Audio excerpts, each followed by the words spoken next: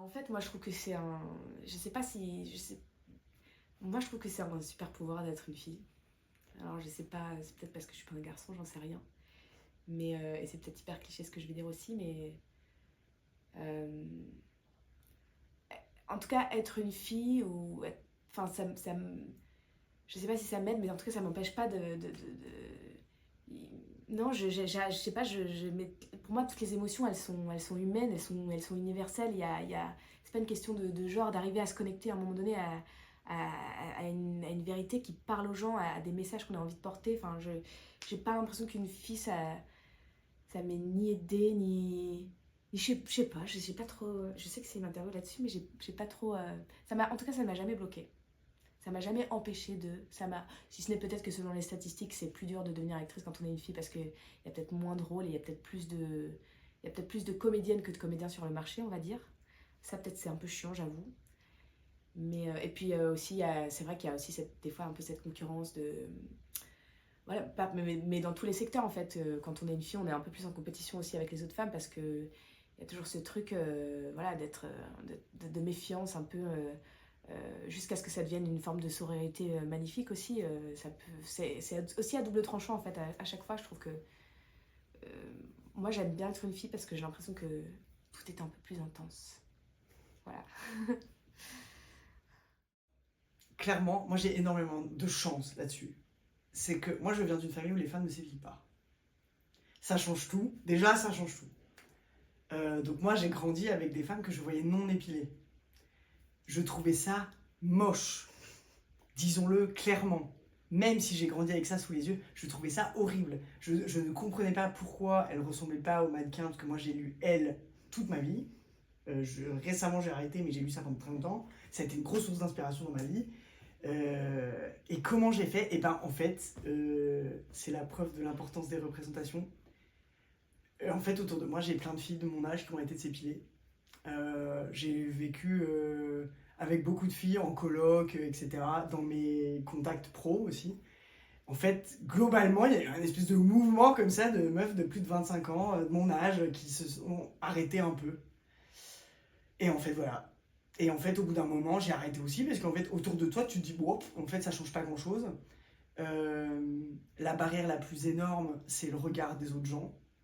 Maintenant, je m'en fous, mais je sais aussi, et ça, je préfère être aussi très transparent dessus. Le pire, c'est la validation des personnes que t'aimes, que tu désires sexuellement. Par exemple, clairement, moi, je suis hétéro, je date avec des gars. Aujourd'hui, je suis en couple avec un homme qui est hétéro, cis, voilà. Et bien, en fait, énorme découverte, il s'en fout, mais il s'en cogne complètement.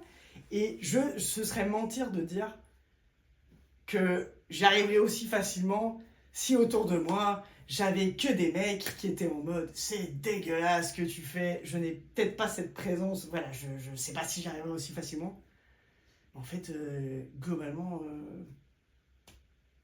c'est arrivé parce que autour de moi, les gens s'en foutent en fait, et ça joue, ça joue énormément.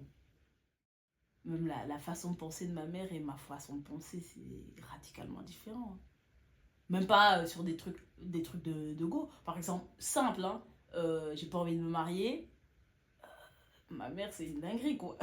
Elle est en mode, mais toi, t'es ouf ou quoi? Tu vas où, toi? Fille de la rue. Non, mais genre, vraiment, c'est pas méchant de sa part, hein. Mais tu vois que sa construction mentale est différente. Et puis, quand on a des discussions profondes, genre, je vois que pour elle aussi, c'est pas forcément. Enfin, je vois qu'elle comprend ce que je veux dire. Mais voilà, quoi. Il suffit que mon père soit à côté, elle va dire non, non, non, n'importe quoi, il faut se marier. Donc, ouais, c'est hyper compliqué, hein. Donc actuellement, j'ai deux projets de pièces de théâtre, donc c'est de l'écriture. Il y a la première pièce que je viens de publier, que j'ai écrite il y a quelques années. Et la deuxième, là, je suis en train de l'écrire. Et à chaque fois, ça parle d'une femme. Euh, Ça commence par une séparation brutale, que ce soit un décès ou que ce soit plus une séparation, rupture amoureuse. Et c'est le cheminement, quel est le cheminement que va faire cette femme suite à cette séparation. Et j'ai décidé de commencer un peu toutes mes pièces comme ça, même les suivantes. J'aimerais bien les commencer par une séparation brutale parce que pour moi, ça a été un moteur dans ma vie et donc ça l'est aussi dans mes pièces. Et j'aimerais que ça continue. Alors moi, ça a été un moteur de changement. Donc sur le moment, évidemment, c'est pas gai du tout. On est au fond du fond. Mais après, ça a été un moteur de changement parce que en fait, j'ai appris beaucoup de moi-même. J'ai appris à me connecter vraiment à mes valeurs à moi et pas à ce qu'on voulait que je sois. Ok, qu'est-ce que moi je veux? Comment est-ce que je fonctionne? Comment est-ce que je peux communiquer par rapport à comment je fonctionne? Comment est-ce que je peux rester moi-même, être le plus authentique possible et ne pas et mettre aussi des doigts sur ce que je demandais à l'autre qui en fait n'était pas son rôle et avoir trop d'attentes envers l'autre, ben ça n'aide pas. Et donc c'est un peu ce cheminement de ok, je me retrouve seule avant d'avoir d'autres aventures, je me retrouve seule moi et je vois ok, qu'est-ce qui moi est bon pour moi, je m'apprivoise, j'apprivoise ma solitude et ensuite bah, une fois qu'il y a un autre, bah, comment pouvoir comment dire, coïncider ou faire coïncider ces deux solitudes. Le long métrage, dans les grosses lignes, aborde le sujet, en fait le choix de la maternité ou non, enfin de la non-maternité justement chez une femme et l'importance d'avoir le choix. C'est vraiment de ce sujet-là que j'ai envie de parler, de raconter, de porter à l'écran parce que je trouve que c'est tellement important, que ce soit dans la vie d'une femme, d'un couple, voilà, bon évidemment d'une femme parce qu'on est les premières concernées, c'est nos corps, c'est dans nos corps que ça se passe, mais voilà, et comme c'est quelque chose qui est, on l'a vu ces dernières années, un droit qui est le droit à l'avortement, le droit d'avoir le choix justement, c'est un droit qui est chaque fois le plus vite attaqué, j'allais dire, mais menacé, enfin on l'a vu, c'est très fort aux États-Unis, en Pologne, enfin et pas que, donc voilà. Or je trouve que ça me paraît normal que qu'une femme, qu'on puisse avoir le choix d'avoir d'élever un enfant ou pas. Mon expérience à moi, elle vient, en fait j'en avais marre, elle vient d'un ras-le-bol que j'ai ressenti particulièrement à un moment donné, vers la fin de la vingtaine, alors que j'étais pas spécialement en couple et tout le monde autour de moi, alors, mais quand est-ce que tu vas avoir, quand est-ce que tu vas avoir un enfant, t'as pas envie d'être maman, nanana, j'avais beau dire que non, ou en tout cas que c'était pas une priorité pour moi, c'était très difficile à entendre pour les gens autour de moi, pas tous évidemment, mais bon, il y a quand même cette injonction, cette pression sociale, familiale. Une des répliques que je préfère de la mère, c'est quand elle dit je suis passée de la fille d'eux à la femme d'eux à la maman d'eux et maintenant tout est parti, qu'est-ce qui me reste? Je trouve que c'est un bon résumé de l'état dans lequel elle est. J'ai déjà traversé des périodes, on va dire, en effet d'incertitude. C'est pas le syndrome d'une vie vide, mais par exemple quand on sort des études ou quand on change de boulot ou à la fin de relations amoureuses, c'est parfois des périodes d'incertitude de qu'est-ce qui va suivre. Et ça peut être vertigineux. Alors, j'ai pas vécu le désarroi dans lequel elle est. Ça, je crois que j'ai jamais vécu ce désarroi-là.